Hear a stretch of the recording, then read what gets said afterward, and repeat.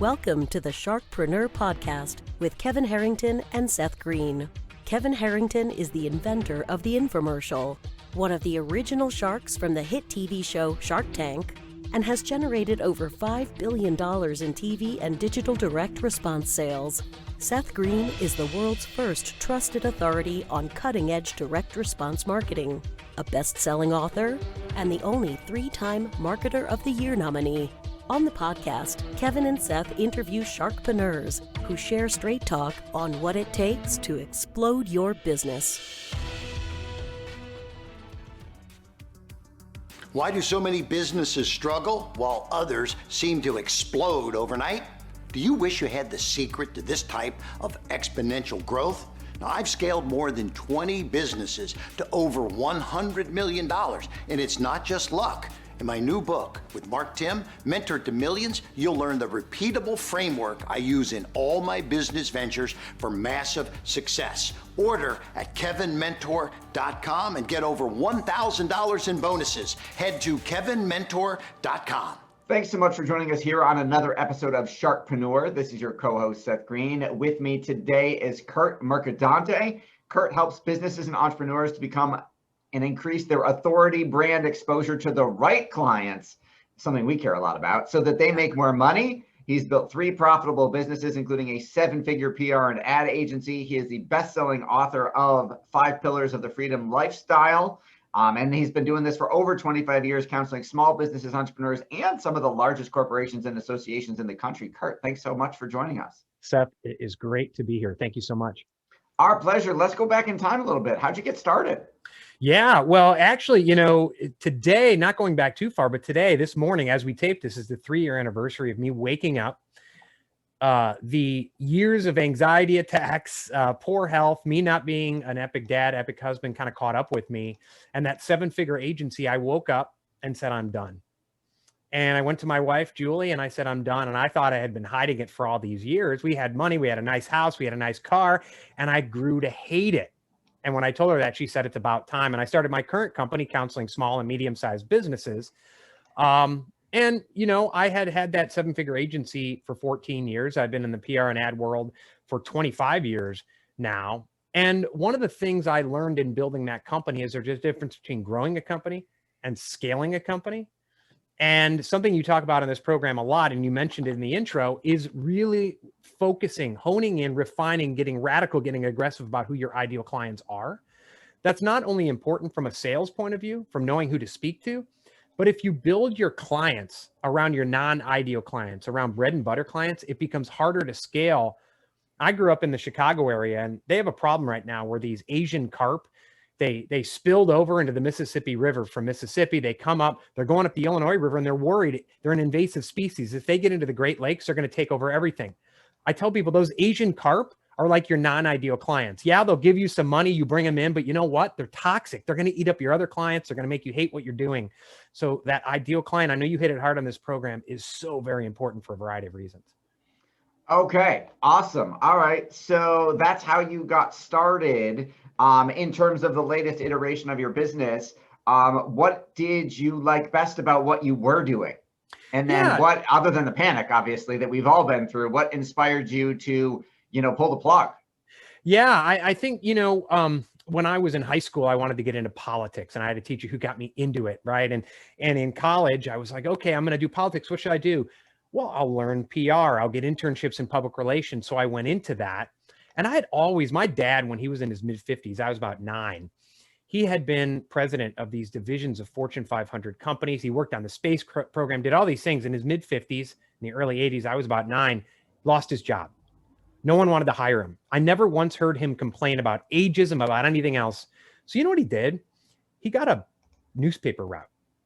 Wow. In his mid-50s. He would wake me up. He and my mom would wake me up. I was 9 years old at like 3 or 4 in the morning. Hated it. I hated it. They would get, my hands were black. We'd put the papers in the bags. I'd sit in the station wagon, right?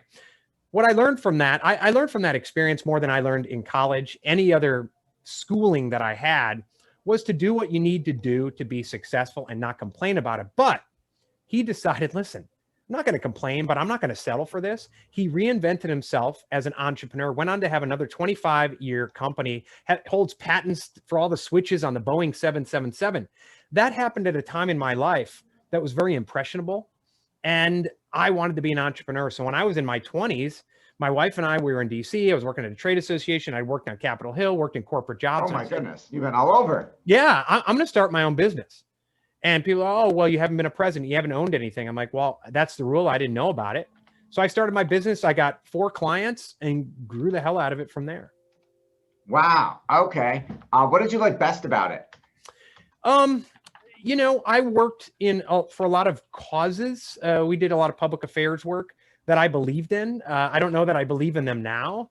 But at the time, I was doing things that I felt were improving the country, improving a lot of the country, you know, worked with trade associations and the like.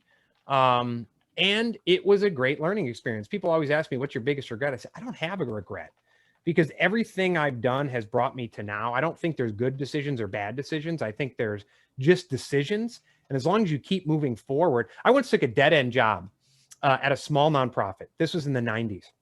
No reason I should have taken it. My office was actually in a storage closet. I was only there for like 8 or 9 months. But while I was there, I met this young speech pathologist. We became friends. Now, almost 20 years later, she's my wife of 20 years. We have 4 kids. I made what most people, and at the time I thought was a bad decision, met my wife. Actually, no, man. Meeting your wife is the best decision. It's the best decision. She listens to this. Yes. And so you make these decisions, you keep moving forward, but there's some people who are so afraid of making any decision. I call them the thumb suckers, especially in 2020. 2020, there's a pandemic, there's politics, and they go in the corner, they suck their thumb and don't do anything, instead of people who say, listen, I'm going to create. Every decision I make isn't going to be wonderful. It's not going to be a home run, but I'm going to keep moving forward. Okay. Now, what inspired you to write the book, 5 Pillars of the, what is the Freedom Lifestyle? What inspired you to write a book about it? Yeah. So, you know, I today, as I mentioned, it's the 3 anniversary. I shut down that 7-figure agency because I had always been told success is a number in a bank account. And don't get me wrong, I still love wealth. I think wealth is incredibly important, but it's not a specific number in a bank account. And I made a lot of money. I'm making a lot of money now, and I help people make money. But if you attach your meaning to stuff, well, guess what? A pandemic comes along, the government comes along, whoever it is, they could take away your stuff. And if you've attached meaning to stuff, you're making yourself a victim of people who can take away your meaning. The freedom lifestyle is about defining where you want to go with your life, whether you die in 20 minutes or 20 years, defining it. If you've always wanted to build that business and have a positive impact, but for decades you're stuck in a 9-to-5 that you hate, but you have this sense of security, which a lot of people are learning now in 2020 was a total BS sense of security. Yeah. The 5 pillars of the freedom lifestyle gives you the roadmap to define where you want to go, reverse engineer it so you can set outcomes to get there. Wow. All right. So that sounds fascinating. You also host the Freedom Mindset Radio podcast. Can you tell us about that?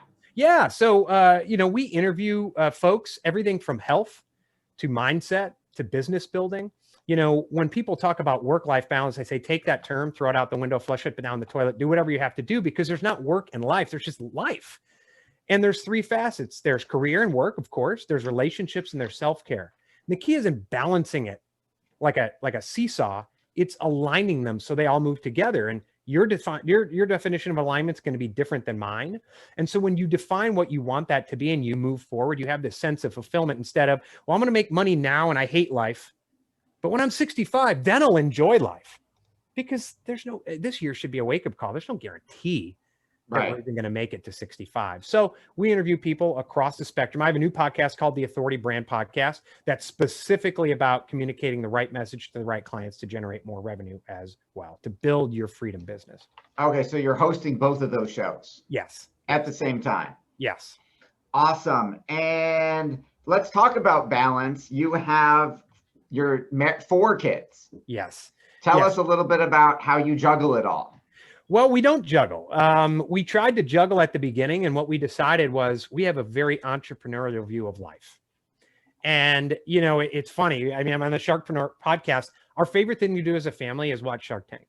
And I contend that if someone just let their kids watch Shark Tank and nothing else, didn't send them to school, they would have a better education than people who sit in the four walls of a concrete prison we call school on a regular basis. You learn creativity, you learn how to sell, you learn how to tell a story, you learn math, you learn all these things. And one of the most valuable things my kids learn is when these business owners, and it's not just millennials, they could be 25, they could be 65, when they come in and they expect that they deserve an investment because they work so hard, or they expect and they deserve something because they're fulfilling a cause and they haven't proved it in the market. So that's the way we school our kids. We call it self-directed education. Some people call it unschooling. My 14-year-old daughter, so our daughter's 14, we have sons 12, 9, and 6. They teach each other. We don't have a curriculum. My daughter's taking an adult level certification course in exercise and nutrition. We actually decided earlier this year and did it in September. We sold our house and almost all of our possessions, consolidated 4,000 square foot house into a minivan, and we're traveling around. Right now, our home base is Charleston. We are in the mountains of Georgia. Right now, we're in Southeast Tennessee. We're going to be at the beach. And I'm showing a lot of people who in 2020 who were used to, I talked to a guy last week as a financial advisor, and the way he learned to sell was going door to door, which, by the way, I think is awesome. But if you, baby, it's unbelievable. And I worked in politics. I knocked on thousands of doors. It was a great educational process. But when you become so locked into the in-person meeting and door to door, and then something like 2020 comes along, I want to prove to people that you can sell, you can have a positive impact, you can generate wealth, you can generate the life you want, no matter where you live. Very true. I think if anything, the pandemic has shown us that it is easier to be location independent than we think. When everyone was forced to work at home, work from Zoom, they realized, a lot of people said, hey, you know, unless my job is physical, if I'm on a factory line or I'm a surgeon, can I keep staying home? A lot more people are working from home. My son, my 13-year-old asked a great question months ago when our whole team was working from home. And he said, what's this going to do to the commercial real estate business? And I said, how do you even know what that is? He's like, well, you have an office, Daddy. Look at all the offices where everybody worked from home. What if they don't go back? What happens to the people who own those buildings? And I said, that is an excellent, excellent question. Yeah. It's teaching me a lot about the wonders of federalism, because someplace locks down, we just go to another place. And I'm not saying don't be safe, put people in jeopardy, but for our family, I'm 20 minutes from going hiking in the mountains right now. Right now, I'm doing this podcast. I do a Authority Brand boot camp. I'm doing it at noon. And I'm going to go out with my family and have fun. By the way, I made 25 outreach sales dials this morning. So you can build your business. You can have a life that's in alignment, communicate positive impact to your potential clients, know who those clients are, build wealth for your family, and build that business you've always wanted to build. That is absolutely awesome. You've also been featured on plenty of media outlets, including ours and obviously many, many others. How are you using podcasting as a strategy to help grow your business? Well, you know, I'm a big believer in long form content, because I think I have a saying that sugar will rot your body, but the news will rot your spirit.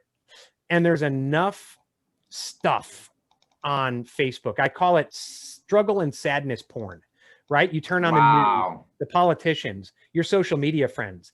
You know, everyone knows that the more they make you angry and fearful, the more that people share their struggle porn, they can feed their dopamine with likes and views, and your adrenaline goes up, and then you get addicted. It's like, what's Trump saying today? What's Biden saying today? What are they saying on 60 Minutes? They keep you coming back. Your mindset gets horrible, right? Long form content doesn't do that. Certainly there's some podcasts you can do, but it gets you thinking. It's something you can listen to when you're out I listen to podcasts when I'm out for my walk. You can learn, you can build that learning mindset, that growth mindset. You can forget the $100,000 average for going to college and listen to podcasts for 4 years, save a ton of money. And I guarantee you will be ahead of the curve and not to have to unlearn everything you've learned over the past 4 years. So I use podcasts to go out, because people who listen to podcasts are in a learning mindset. These are people who are more likely to jump in and say, I want to invest in myself, my personal and professional growth. Those are the people I want to reach. That is absolutely fascinating. With all the success that you've achieved, I mean, you took location independence to a whole new level in terms of going, you know, selling everything and driving around. What is your biggest challenge now?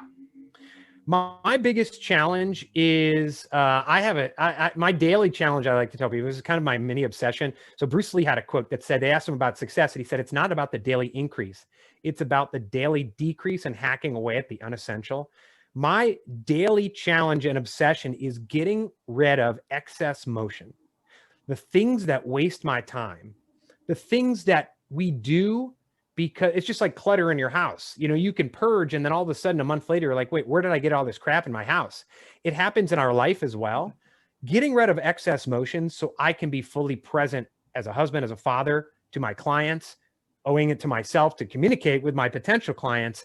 That's my daily challenge. And sometimes it becomes an obsession with, all right, we want to go hiking today, and I'm going to be on a podcast, and I got to make my calls. I have no choice but to make my day completely fat-free. That's my daily challenge. That is awesome. I love that that's your challenge. Who is an ideal client for you now? Yeah. So, you know, one of my client personas are financial executives, especially in 2020, or financial entrepreneurs, I should say. So financial advisors, accountants, bookkeepers, even solopreneur attorneys, not plaintiffs attorneys, but solopreneur attorneys. And the reason that is because 2020 has been a shock to their system, because they've been used to the in-person networking event, knocking on doors, doing those types of seminars. And so it's helping them communicate and do what we're doing right now, which is speaking via Zoom. By the way, the killer app is the phone. I'm showing you the phone on the screen right now, rediscovering the phone, picking it up and actually talking to people, because you know, direct response marketing, obviously infomercials, which your co-host knows something about, right? Those are tools and tactics. The tools and tactics that were true 25 years ago are different now, are going to be different in 5, 10 years, probably a week. The basic principles, though, are the same, whether you're using it in an infomercial, direct response, online, offline. It's what's that impact story message? So it's not verbally vomiting on your potential clients. It's what's that positive impact they get from working with you? By the way, who is your ideal client? Not B2B, not B2C, but human to human. What do they look like? What's their stage in life? What are their behaviors? I could line up 10 companies and say, yeah, they're my ideal industry, but who are the ideal people who are going to hire me at each of those companies? Once you build that foundation, then you start layering on the tools and the tactics and the process to tell that story every day. And that is really the fundamentals, the building blocks of building an authority brand. That is beautiful. We'll have to have a separate conversation, because a significant majority of our client base are financial advisors, accountants, and attorneys, those professional practices. So we've got a whole lot there. We could have a whole separate conversation, I am sure. Where is the best place for our folks to go learn more about you? And I believe you have a very special offer for them, which is really generous of you. Yeah. So one of the reasons I do this offer is because my last name is so hard to spell, right? So it's easy. Take out your smartphone, and if you text the word Youthority, Y-O-U Authority, to 55678, you are going to get a link in response. Auto-link texted you with 3 free webinars. One is the 4 pillars of building an authority brand. Another one's about leveling up your LinkedIn. Another one's about something we discussed, using podcasts to build your authority brand. There's a link. If you want to learn more, you can get in touch with me. But free goodies for you. All you got to do is text Youthority to 55678. Awesome. We will put the short code and the keyword in the show notes. Anything else you want to share that I didn't think to ask you? Yeah, I really think I mentioned positive impact. That word impact and influence, in our day and age, a lot of people wake up in the morning and they think sales and branding and have a positive impact is about coercing potential clients to reach unwillingly into their pocket to give them money for something they don't even want.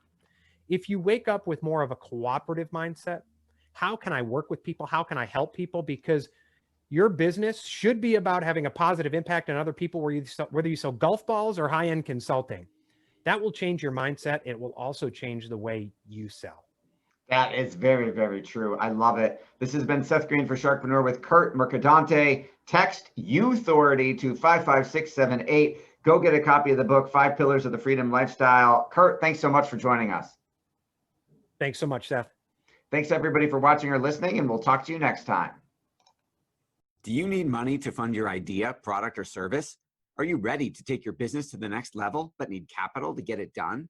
Kevin Harrington has heard more than 50,000 pitches and knows how to help you make the perfect pitch to get the funding for your entrepreneurial dream. He's distilled the process down in his perfect pitch cheat sheet, and it's yours for free. Just text PITCH to him right now at 727-888-2100. Text PITCH to 727-888-2100 right now and claim your free perfect pitch cheat sheet. Text PITCH to 727-888-2100 to start funding your dream today. This show has been produced by Market Domination, LLC. To discover how you can have your own show completely done for you and turn it into a real published book and become the authority in your marketplace, go to www.marketdominationllc.com/podcast offer.